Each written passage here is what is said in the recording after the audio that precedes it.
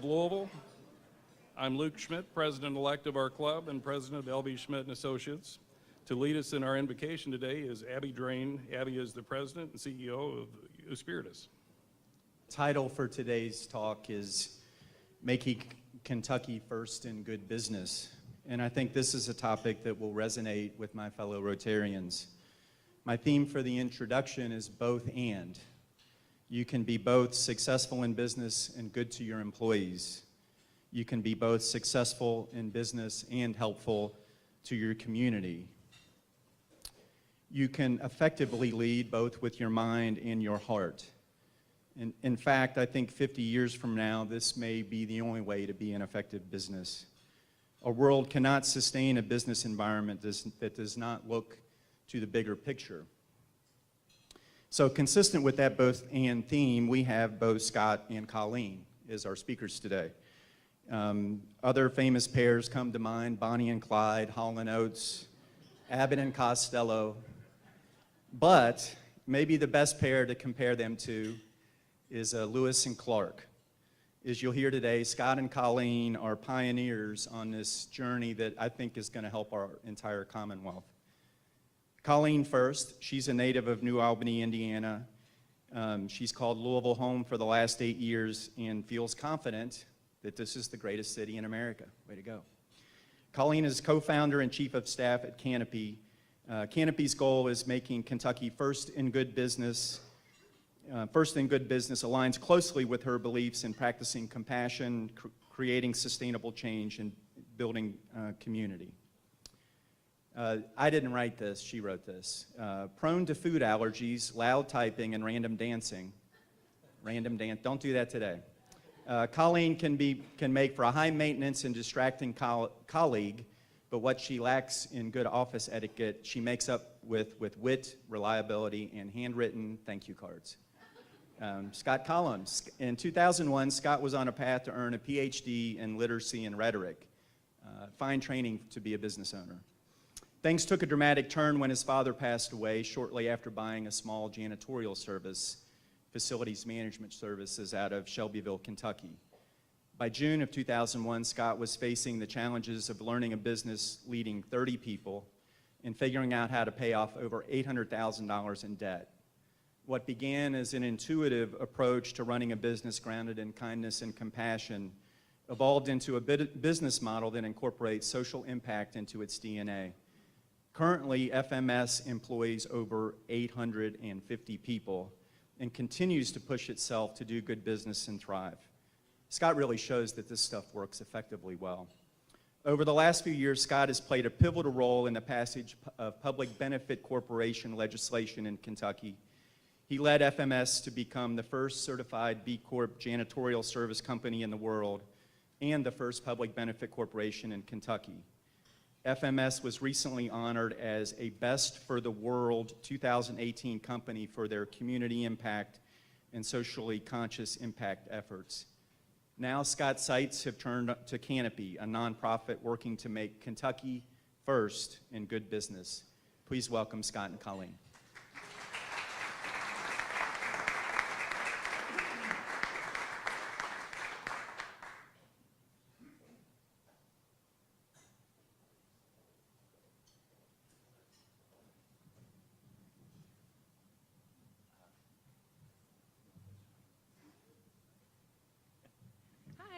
Always the pointers. And I'll forget them all. Little last minute note. Thank you for not introducing us as the cannibals. I make no guarantees about dancing or no dancing, so. Thank you for having us here. We're honored to be talking in front of the Rotary, and this is an important organization, and it feels good to be have put in the effort and I guess perhaps maybe earn the reputation to be invited here to talk, and it's nice to be here, so thank you so much. We're going to do our talk, which is the second time, so, you know, give us a little leeway. We did a TEDx talk about 3 weeks ago on this, so we're still refining it, but I think we'll do okay. We'll let you be the judge. Yeah. Okay. So we're here today because we'd like to make a request. We'd like you to consider a shift in the way you think about a political and economic system that's been deeply impressed on you since you were a kid. We'd like to inspire innovation in the way that you think about business. And show you how a new way of being can directly affect many of the social and economic problems we face here in Kentucky. And show you that there's an opportunity for positive change in each of your pockets. Positive change that can alter the social and physical landscape in Kentucky. And we're going to offer a simple solution to this complex issue to serve as a starting point. And when all this happens, Kentucky is going to come in first in something besides bourbon, basketball, and horses. And we're going to do this before everybody gets bored. Maybe. We'll try. That's right. So before we get started, I think it's important to point out here that the fundamental ideas and values behind what we're talking about today, they aren't all new. They're really more of a new application to some time-honored concepts. And in fact, as Scott and I were preparing for our talk today, we were struck by the harmony between Rotary's four-way test and the ideas that we're presenting here today, but more on that later. So here's the deal. Every year, US News puts out state rankings that show how every state is performing for its citizens and how they compare with all of the other states. And here is where Kentucky currently stands. If this thing works for me, we'll see.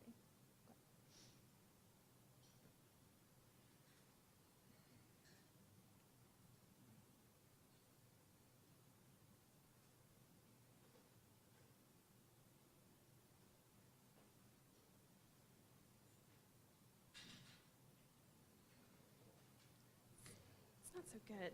So we kind of know this already. You know, we know that Kentucky struggles to keep up nationally in a lot of ways, but to see it all together like that really is kind of shocking. Because the thing is, these aren't just numbers on a screen. These are people's lives. These are our lives that we're talking about. You see this, and you can almost understand why Kentucky is often talked about negatively in the national media, why we're depicted as backward and the butt of jokes. My guess would be, though, that most of the people who depict Kentucky this way have never actually been here. US News ranks Kentucky as the 41st best state in the country. Do you feel like you live in the 41st best state? Because I know I feel like I live in one of the greatest states. And to those of us that live here and who call Kentucky home, we know this doesn't tell the full story, right? There's all kinds of good people across our state that work hard to improve the lives of people. There's government folks, there's people in nonprofits, there's community leaders, there's concerned citizens like many of you in this room. That's right. When we think about solving our toughest social issues, most people's thinking naturally goes to government and to nonprofit and to grassroots community efforts. Well, Scott and I and a growing number of people across the world are suggesting that we look to something additional to that, something new, and that we utilize the most powerful resource that we have in America in terms of human and financial capital. I'm talking about business. Kentucky business needs to shoulder the responsibility of making the life of every citizen better, of making our communities stronger and our landscape more sustainable. Kentucky businesses need to move from a model that only rewards shareholders and executives to a model that serves all stakeholders, including those stakeholders that don't have purchasing power, for example, future generations and the world. And based on my understanding, it appears that Rotary has a pretty good grasp on these beliefs. So we would like to see a Kentucky that has hundreds of businesses run by men and women with a vision to make the world a better place as they go about doing their work and making a profit. So Kip Tyndall, who is the chairman and CEO of the Container Store, he talks about organizations being mindful of their wake. So paying attention to what they leave behind as they move forward. And I like to think of it in two phases. So the first is to do no harm as you go about doing your business, to leave no wake or as small of a wake as you can. And then the second is to start to have a positive impact on all of those in your wake. You know, when I was in Boy Scouts many, many years ago, our troop leader always told us that we had to leave each campsite in better shape than when we got there. I mean, literally, we were not allowed to leave the campsite until we found other people's trash to take away. It wasn't enough just to clean up our own mess. That mindset is the same thing we're talking about with business. Business owners thinking of innovative ways to leave the world in better shape as they go about making a profit, a fair profit. And there's a growing global and national movement around this way of thinking and doing business right now. And it's so new that there isn't really even a name for it. You've maybe heard about socially responsible business, or the new economy movement, or the moral business movement, the conscious business movement, and the sustainable business movement. And there's a number of different ways good businesses are showing up around the national landscape. There's triple bottom line businesses. This is actually an accounting term. And these are businesses that are actually measuring their financial success the same way they're measuring social and environmental impact. Then there's B Corps, which are for-profit companies that are certified by a nonprofit called B Lab. And these companies meet the rigorous standards of social and environmental performance, accountability, and transparency. It's a very rigorous process. Our company is one of the 6 B corporations in Kentucky.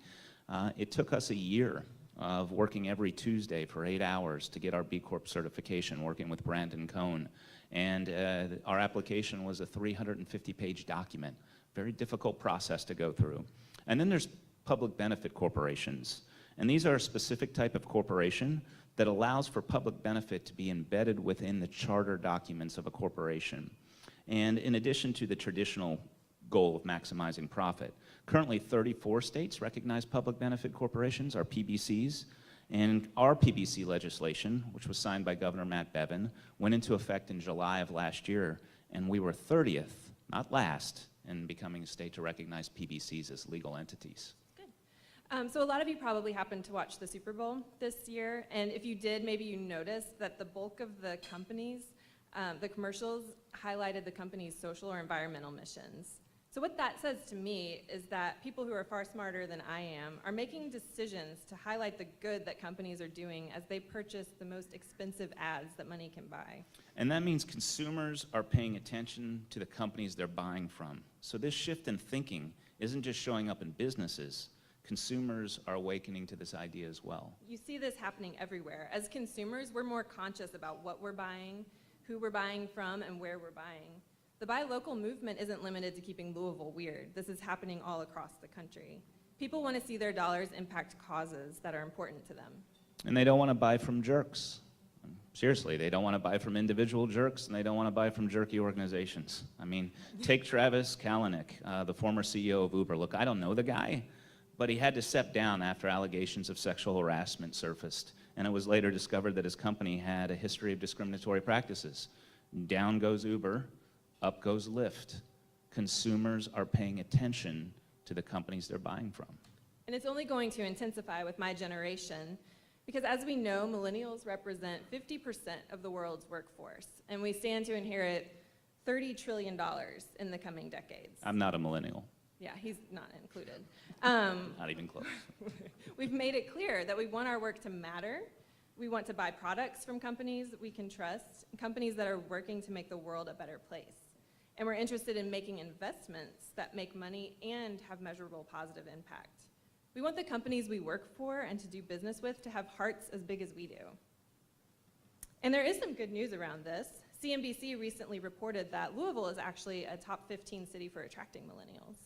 And we could go on and on about how Lawrence Fink, the CEO of BlackRock, which many of you probably know is the world's largest asset manager, recently declared that society is demanding that companies, both public and private, serve a social purpose, or cite statistics around the tens of trillions of dollars that are being intentionally invested in socially conscious business every day, or tell stories about leaders of major for-profit companies taking hard stands against injustices all over our country. And we challenge you to look into it, to learn about this movement. We challenge you to question your own convictions around for-profit companies and to think about how capitalism can evolve. Read the stories of gutsy, driven, good-hearted business people from all over the United States. There are 2,500 B Corps in the world, benefit corporations. There's 1,100 in the US. Kentucky has 5. There's 4,000 public benefit corporations in the United States. Kentucky has 6. So we're not exactly leading the way, but at least we're on the board. Here's the deal, though. There's so many business owners around this state that want to help. They have big hearts and big dreams for our state. When I was working with Representative Jerry Miller to get the PBC legislation passed here in Kentucky, and in the last year since the legislation's gone into effect, I've met dozens and dozens of business owners, like-minded, all across the state. They're passionate people that believe businesses should be doing more to make this world a better place. They're convinced that providing people with a job is only one piece of the good that a business can offer the world. Yeah, we've met quite a few of them. There's a Kentucky doctor, and she's created a company that works to improve the lives of mothers, families, and babies who are facing in utero drug exposure, while also committing to positive community change. And they're reducing the time that these babies stay in the NICU by roughly half. So you can see how that is good for people and that is good for business. And there's a brand design company in Lexington that planted one tree for every ream of paper they used in 2017. They planted a community garden of Kentucky vegetables out front, and they reduced our energy usage by 20%, all the while helping improve lives in our state by doing pro bono work for good organizations. And there's Scott's company here in Louisville that was the first public benefit corporation in the state and the first janitorial company in the world to become a certified B Corp. They've created programs around healthy eating and financial literacy and college credit training for their employees, and they've provided countless volunteer hours and dollars to make their neighborhoods cleaner and safer. So all the while, this employee and community-centered approach to business has allowed the company to see over 10% revenue growth every year over the last 17 years. And they've decreased their employee turnover by 39% over the last 4 years, making their turnover rate 1/3 of the industry average. And all of these companies, and there's so many more of them out there, believe that making the world a better place and improving lives is just as important as making money. They believe that measuring the impact they have on people's lives and the communities where they work is equally as important as measuring profit. This way of doing business is gaining momentum across the country. And some folks, like the two of us, argue that it's absolutely necessary, that it's a necessary evolution of capitalism. We simply can't continue to allow the most powerful framework for social cooperation in human history to focus solely on gain and accumulation for a few at the expense of all other beings on our planet. Perhaps this is a different way of saying that we all need to consider how we can more fully embed the four-way test into the ways we conduct our daily business. Business as usual, it's focused on short-term gain, is not sustainable. We have to evolve. This movement is happening. The largest generation in American history will see to it. So for us, the question is whether Kentucky is going to come in 48th or 49th or 50th, like we often do, when it comes to embracing this socially conscious, impact-driven business. Or do we have the vision to seize the moment, attack some of our deeply rooted social issues, bring much-needed economic stimulation, and meanwhile attract and retain talent? And let's own where we are when it comes to economic opportunity, educational attainment, health, and employment. Let's flip those nasty stats that we showed you at the beginning of our talk on its head, and let's say if you're really having an interest in having an impact, Kentucky's a pretty good place to be. Let's ask our Kentucky businesses to adopt business models that incorporate measurable social and environmental missions, and let's recruit socially conscious, impact-driven business owners from across the country to come to Kentucky and help. Can you imagine having hundreds and hundreds and hundreds of these businesses across the state? To do this, first we have to create a hospitable environment. We've got to make Kentucky the place to be if you're a social entrepreneur. So we're suggesting that we localize the energy of this movement and we start doing it right here in Kentucky. Dream with us as we imagine a Kentucky that's at the forward edge of this movement. Imagine if Kentuckians were awake to socially conscious, impact-driven businesses and wanted to buy from them, work for them, and even went as far as to demand that more and more businesses think beyond their bottom line, more so than folks from any other state. And imagine if we were able to show businesses how they can have a positive social impact and gain more customers and have stronger relationships with their employees and be financially viable for the long haul, that profit and social responsibility do not have to be in opposition. So what if we create a high-tech multimedia traveling roadshow that will tour all over Kentucky, and it'll make stops at universities and public spaces, community meetings, business gatherings, whoever will have us. Imagine a roadshow that will explain the importance and inevitability of this movement, that will share the success stories of Kentucky-based good business. It will promote a brand for do-good businesses in Kentucky. It will inspire and help businesses to adopt an intentional, impact-driven business model and inspire consumers to buy from these do-good businesses. And imagine if we created a way to verify the good work that these companies are doing, both in terms of their external impact, the ways they're improving our communities, and their internal actions, the moral and ethical principles by which they're operating as they go about doing their business. Imagine if it were really easy to know who is doing good business so you can support those businesses. Can you envision a day where you have access to information about the integrity and impact efforts of companies just like you read a nutrition label on food? And what if you knew your purchases did no harm to humans or the planet? And better yet, what if you knew your purchases also had a positive impact?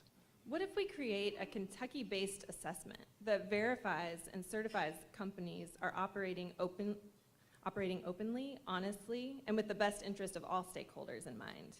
And imagine we have a strong support system in place to help companies adopt and operationalize this new way of doing business and to achieve certification. Then what if we create branding so that people can easily recognize who these businesses are? Imagine these certified companies coordinating their efforts to tackle some of Kentucky's most challenging problems.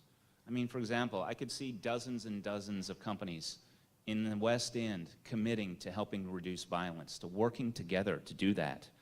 Or maybe a group of small and mid-sized businesses in eastern Kentucky that are working to provide skills-based training and at the same time creating program around addiction recovery and healthy living. Imagine that coordinated effort occurring. These are game changers. What if we encourage participation by highlighting success stories and recognizing and honoring meaningful impact? What if the achievements of these companies were celebrated in big ways? And imagine that we're able to clearly demonstrate and powerfully demonstrate how these small and mid-sized businesses are changing Kentucky's landscape for the better. Imagine Kentucky receiving national exposure as being a model for state-level coordination and collective impact.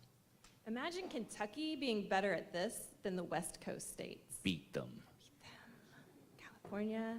What if we create an annual report that shows off how these businesses are making lives better, and then we make sure that everyone knows about it? And imagine if our state and local governments recognized and valued the contribution of our certified companies to the point where they incentivize their efforts. Imagine Kentucky being the first state in the country on this front, and imagine our cities getting on board as well. What if we advocate for a Kentucky where government, consumers, and businesses embrace these certified companies? And then what if we work to get friendly legislation passed to help incentivize businesses that produce measurable positive impact on our communities? And imagine if Kentucky becomes the place to be if you're a socially conscious, impact-driven entrepreneur, to the point where those folks can't ignore considering Kentucky as a home base, a place to do their work. Imagine Kentucky developing a national reputation as a hotbed for innovative, socially conscious, impact-driven business. What if we successfully recruit like-minded, out-of-state businesses and entrepreneurs to relocate or start up in Kentucky?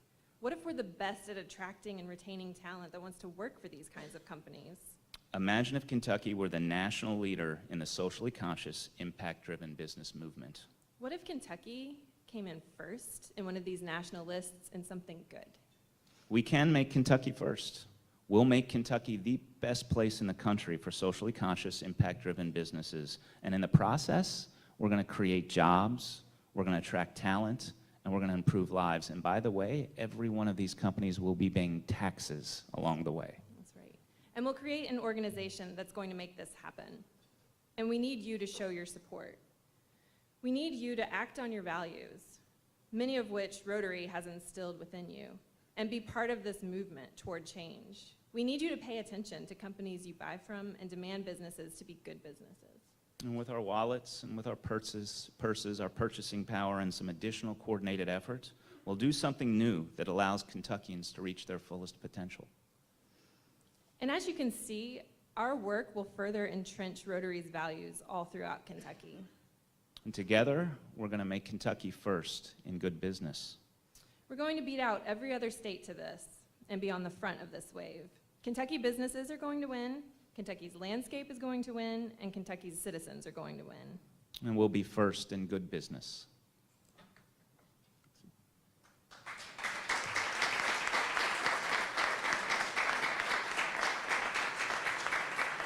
I think so. Yeah. Great. First of all, thanks for a terrific presentation. We really appreciate it. We have time for some questions. If you would like to ask a question of either Scott or Colleen, please make your way to the microphone and introduce yourself, and I'll start off. First of all, I think all of us in the room share your concern that the rankings for Kentucky in the lower 40s and all of those various categories is unacceptable and challenging at the same time.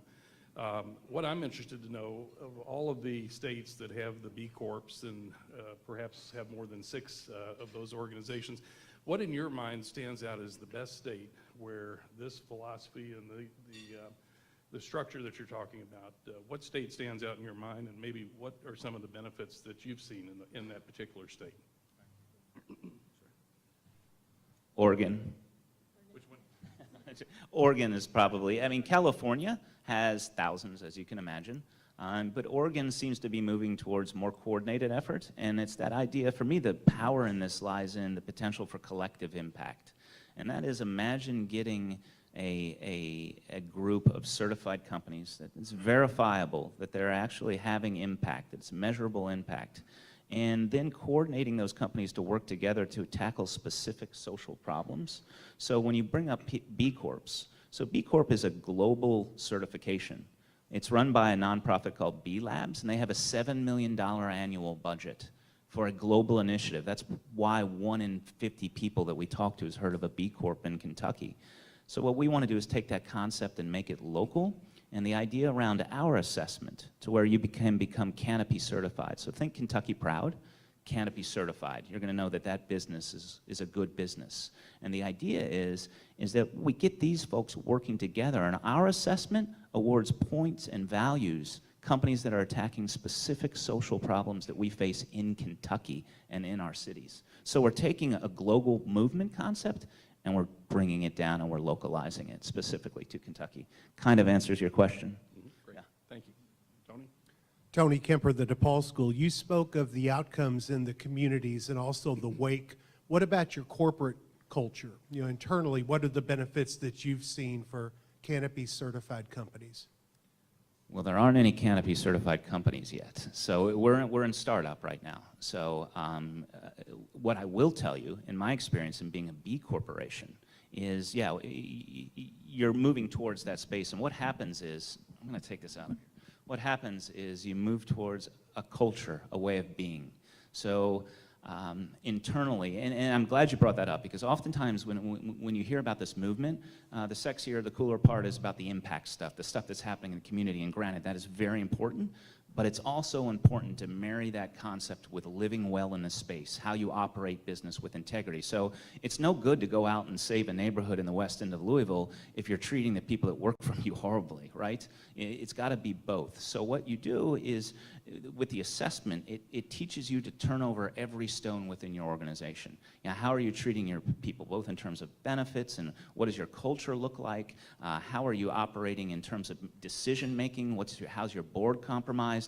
What vendors are you choosing? How are you going around making those selection process? And at the root of it, it's all about, is everything consistent with a set of values?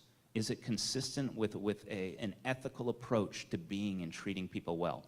And to answer your question, so what I've seen over time is, as you hold steady to those values, your culture begins to grow and really establish itself, and you have less turnover, you have a better workplace, you have people that want to work for you, and then those benefits, you let your imagination go, it's all true. People start showing up at your door. They want to work for that organization. Your employees become your best recruiters. Your employees become your best, for lack of a better word, disciplinarians. They create a culture where if somebody doesn't fit, doesn't hold the same values, they kind of get sloughed off more naturally. And I could go on for the benefits, but at the end of the day, it also transcends your internal, culture. Your customers start to see it. And so what I like to talk about is you begin to have values alignment with your customers. It's not just a value alignment, you begin to have values alignment. So a good example with my company is when we picked up Bellarmine University to clean Bellarmine. We were, of 9 bidders, we were the second highest bidder, and the other 8 bidders were national mega corporations. We were much smaller. We were told we were awarded the business because of who we were as a company. And that relationship, that customer-provider relationship, it's just a better way of doing business, honestly. It's less stressful for me. So, hope that answers your question. Leland Woodmansey, retired from Greater Louisville Medical Society. How much more difficult is it to, for a publicly held corporation to make the massive commitment it takes to become, say, a Plan B, or just to, you know, revise the culture? And what are the arguments in favor of them doing that convince them to take the step? That's a great question, and it is very difficult. There's one, and it just happened 6 months ago. There's one publicly traded B corporation, and Dannon. So I don't know if you're familiar with them. They yogurt and a bunch of different food products. Dannon just became the first publicly traded benefit corporation. And what's the benefit to them? Well, I can answer that in so many different ways, and I'm going to do this brief. I'm going to touch on one. The benefit to them is they're getting on the forward end of a trend that's inevitable. And what I mean by that is if we look at this millennial generation that's coming up, and the stats are there, how they're purchasing, who they're purchasing from, who they want to work for, we either decide that we're going to accept that, or we can go down fighting and struggling. And those that fight and resist it too much, you're going to have a hard time in the years to come. So what I see Dannon doing is saying, you know what, we're going to get on the front edge of this, and we're going to embrace this now, so that when this is really taking over, when these millennials are really ruling the workspace and really they are the consumers, that they're already in that position. So that's one answer for that, and there's many more. Yes, I'm Charlie Kastner with CSX Transportation, the old L&N Railroad. When I leave here, I'm meeting a young lady at a physical fitness center, and the young lady happens to be not from Louisville, but from New Albany. And the name of her company is Personal Best Fitness. And so I'm thinking not only just Louisville, but Kentuckiana. And I'm wondering if that would also assist you in your promotion, because here we are as a region, a two-state region, maybe three if we bring in Ohio or Illinois. But thank you very much for coming. Thank you very much. And our long-term intention, we're going to focus on Kentucky, but yes, we would like to scale this. We would like to have Canopy, Indiana. We would like to have Canopy, Tennessee. But right now, our love is here, and we want to do this with Kentucky first. Andrew Kuhn, Advanced Business Solutions. The question is, give your company an example. How have you guys chosen the issues to attack? Have you taken surveys from your employees, find out what they're involved in, what they're interested in, what issues they're currently involved in, and ultimately to come up with those companies that you have addressed?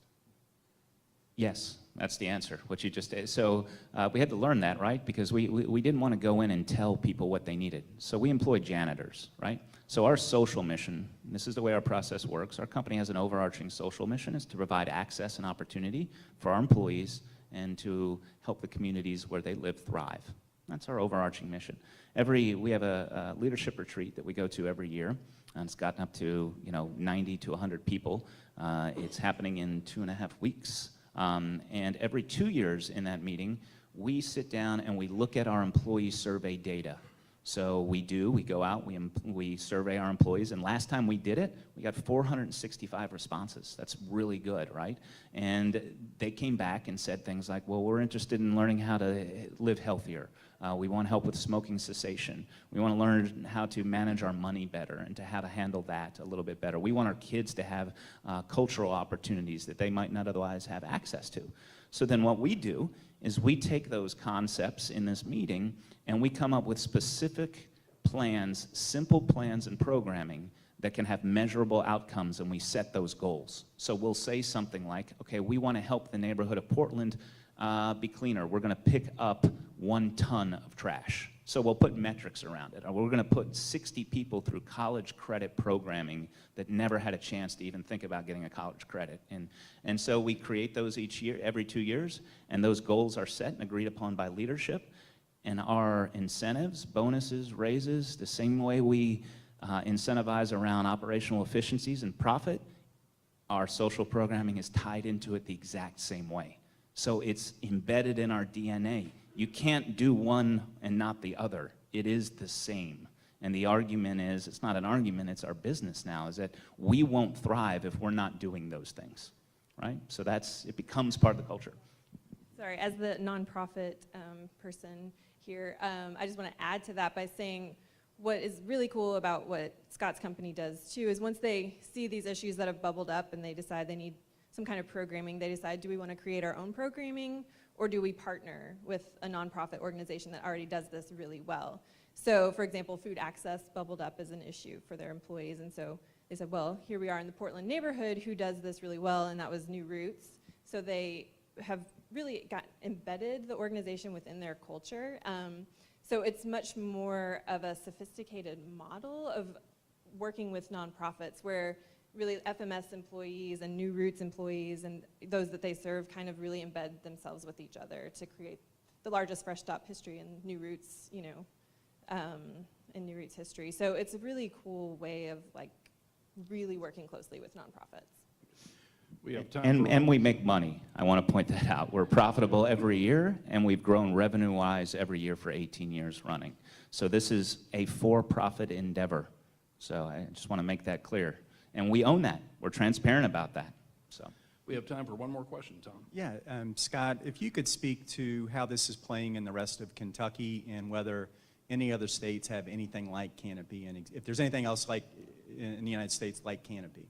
So that's what's super exciting, guys, is that the answer is no, that we can be first at this. And to me, when we look at those stats and we look at our state, and this is happening. This is not just talk. This is happening everywhere. There are super smart, driven entrepreneurs all over this country that are thinking this way, that want to do this. This wave is approaching.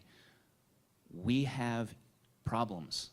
Let's flip that upside down and let's say, you want to have impact? Come here. We're going to create an environment that's very hospitable to this sort of thinking. That's what Canopy is trying to do. No other state is doing this at this level of coordination. And what we're trying to do and why we're in front of you right now is because we want to be first and we think we can do it. And that's at its essence what Canopy's about. Okay, great. Thank you very much.